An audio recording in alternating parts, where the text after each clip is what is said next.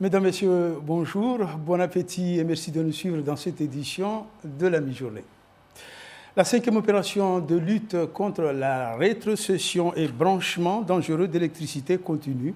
Ce matin, l'équipe d'EDEM, encadrée par les gendarmes et la police municipale, a sillonné les quartiers du village de Kahani pour procéder, le cas échéant, à des coupures de compteurs des clients qui seraient en infraction. On écoute les explications de Nassim Saïd, référent en communication, service clientèle EDEM, au micro de Laini Saïd Hachim et Daniel Abdou. On est clairement face à des situations de rétrocession d'énergie, donc des gens qui donnent à d'autres personnes sur des distances, vous les constatez vous-même, qui sont assez conséquentes, ou sinon on est confronté à des situations dangereuses, c'est-à-dire des dominos de partout, des câbles qui touchent les habitations en tôle, et dans un troisième cas de figure, on est confronté à ces deux situations combinées, risque électrique et rétrocession d'énergie. Nous avons procédé à la mise en sécurité de 3 compteurs dans cette terrasse-là. Et ces compteurs, en fait, ils alimentent tout en bas où on était vers l'école, au-delà même de l'école primaire, c'est-à-dire on est à peu près plus d'une centaine de mètres, avec le risque et le danger que ça comporte. Comme on peut le constater, rien que là, on voit déjà que la situation est telle que c'est un vrai bourbier. On ne peut pas laisser perdurer ce genre de situation. Sitting à la direction de l'agriculture, de l'alimentation et de la forêt à Mamoudzou, le personnel du lycée agricole de Coconi en grève interpelle leur autorité de tutelle. Ils protestent contre l'insécurité grandissante sur les 3 sites de leur établissement. Depuis 2012, de nombreux enseignants et chargés de mission subissent régulièrement des actes de violence perpétrés par des malfrats. Les grévistes réclament la mise en place d'une vingtaine de mesures, dont 3 leur semblent prioritaires. Écoutons Yazid Mohamed, membre syndical du corps enseignant au lycée agricole de Coconi. Il est au micro de Gervais Nuche et Géraldine Duy. La première, on demande à ce que la clôture du lycée agricole soit refaite. Depuis l'année dernière qu'on le demande. On demande à ce que les 3 portes du site de lycée agricole soient automatisées comme dans tous les autres établissements publics d'enseignement à Mayotte. Et troisième chose qu'on demande, on demande à ce qu'on ait des vigiles qui soient sur chaque porte et qui filtrent les va-et-vient dans nos sites. Et puis il y a d'autres petites mesures qui ne vaut pas grand-chose et qu'il faudrait les mettre aussi en place. Toutes ces mesures, les 3 principales, elles coûtent à peu près combien à l'État? Eh bien, nous, on a estimé, on n'est pas des experts, mais on a estimé que refaire le grillage des 3 sites, mettre les portes automatisées, dont il y en a une déjà qui est dans un budget fléché, qui est dans l'internat, puisqu'on va construire un internat au lycée agricole. Nous, on a dit que ça doit coûter maximum 250 000 €. Les élèves du lycée de Coconi se sont eux aussi mobilisés ce lundi pour faire réagir également leur autorité de tutelle. Ils attendent des solutions concrètes sur cette question d'insécurité qui perdure donc aux abords et au sein de leur établissement. On retrouve sur place Laini Saïd Hachim accompagné de Daniel Abdou. L'accès à l'établissement est bloqué depuis ce matin. L'ensemble des élèves du lycée agricole de Coconi s'est mobilisé pour soutenir leurs enseignants qui entament la 2e semaine de l'exercice de leur droit de retrait en raison de la situation d'insécurité jugée insoutenable ces dernières semaines. Agressions, vols, les actes de violence se sont multipliés ces dernières semaines. Le dernier acte en date, l'agression d'une enseignante, la goutte d'eau qui a fait déborder le vase. Alors les élèves savent qu'il y a des travaux qui sont en cours. La preuve, il y a un panneau qui est affiché ici, mais des travaux jugés trop lents par les élèves, mais aussi par les enseignants. Une délégation est actuellement reçue à la délégation de la DAF à Mayotte pour discuter de la situation et trouver une solution à cette crise. Et puis, ces images de soutien de Ampa à la sortie du tribunal, une marche en son honneur a eu lieu dans les rues de Mamoudzou. Le manifestant du collectif des citoyens était convoqué devant le juge ce matin pour violence commise sur un gendarme. Une affaire qui, selon son avocat, est entachée d'irrégularité lors de ses 8 heures de garde à vue. L'homme, connu pour être déficient mental, n'aurait pas eu d'avocat ni de tuteur légal à ses côtés Au vu de ces éléments, la procédure de garde à vue pourrait être annulée et l'affaire classée sans suite ou envoyée en correctionnel. Le procureur compte tout de même demander le rappel à la loi. Image signée Alda Alidi. On écoute Henri Rigotard, membre du collectif des citoyens, au micro de Alda Alidi. Bonjour tout le monde de Mayotte, c'est le gâteau tous les France, Maoré, les enfants à l'école. Qui ne sait pas que Ampa, il a une déficience mentale. Ampa devrait être assisté par son tuteur. Ils l'ont gardé 8 heures de temps. 8 heures de temps, ça reflète exactement ce qu'ils avaient comme objectif. Parce que garder Ampa en garde à vue 1 heure, on peut comprendre que certains agents de la police ne le connaissent pas. 2 heures, on peut comprendre. Mais 8 heures de temps, on a bien compris le niveau.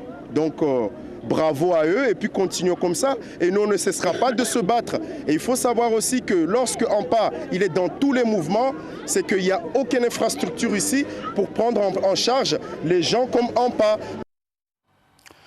Le référendum sur l'indépendance de la Nouvelle-Calédonie connaît son épilogue avec 56,4% des voix qui ont donc dit non sur la totalité des bulletins recueillis lors de ce scrutin historique.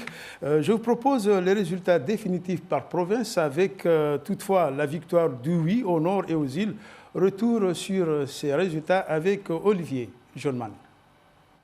Victoire attendue du non en province sud et en Nouvelle-Calédonie, 56,4% contre 43,6%.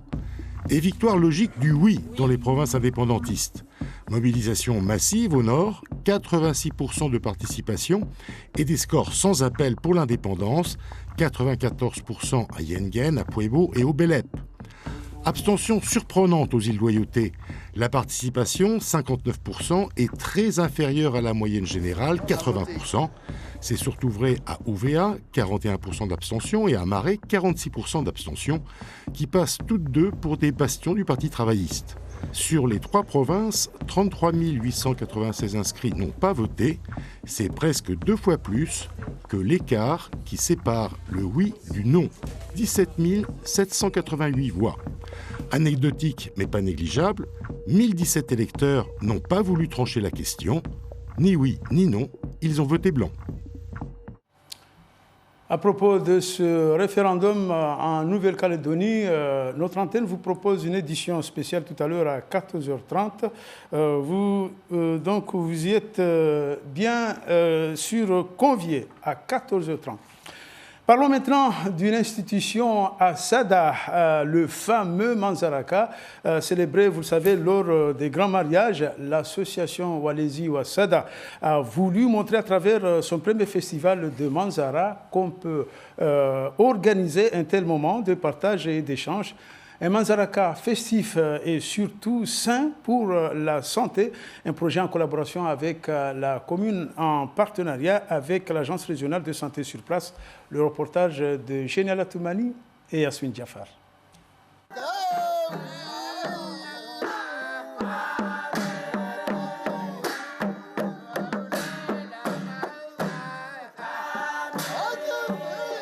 Un moulidi résonne dans le centre de Sada. Ce samedi, c'était jour de Manzaraka, ou plutôt de Festi Manzaraka. Comprenez un Manzaraka festif et sain, organisé par l'association Walesi Sada.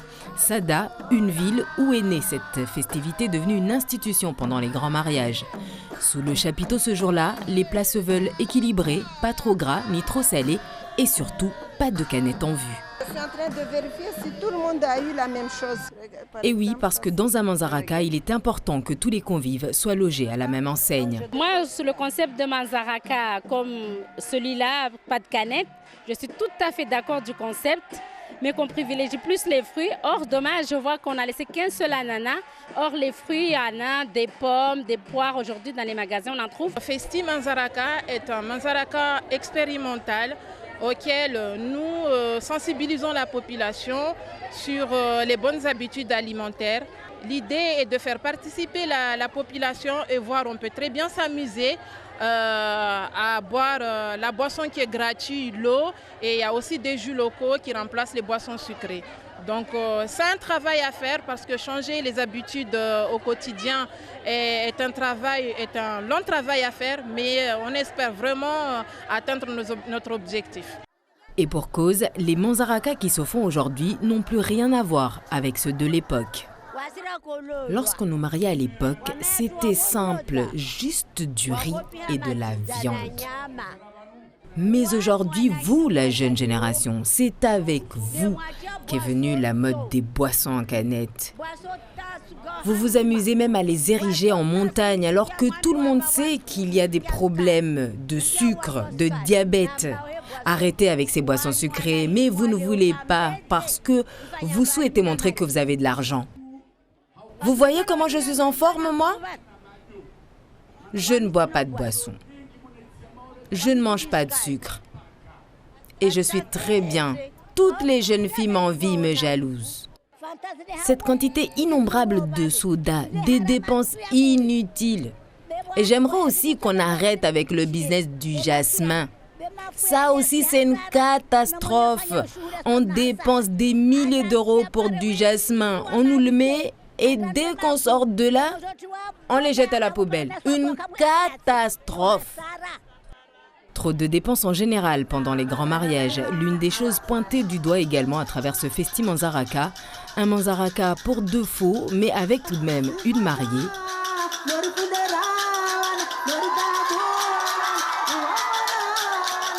Mariée qui aura eu l'honneur d'être portée par les chants mélodieux du groupe Choc Choc No. 1 de Chiconi.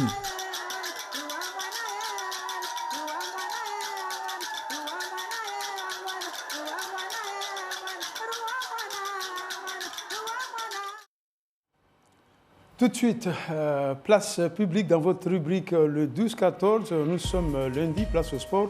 Je vous laisse en compagnie de Faïd Swahili avec ses invités. Passez un agréable après-midi sur la première.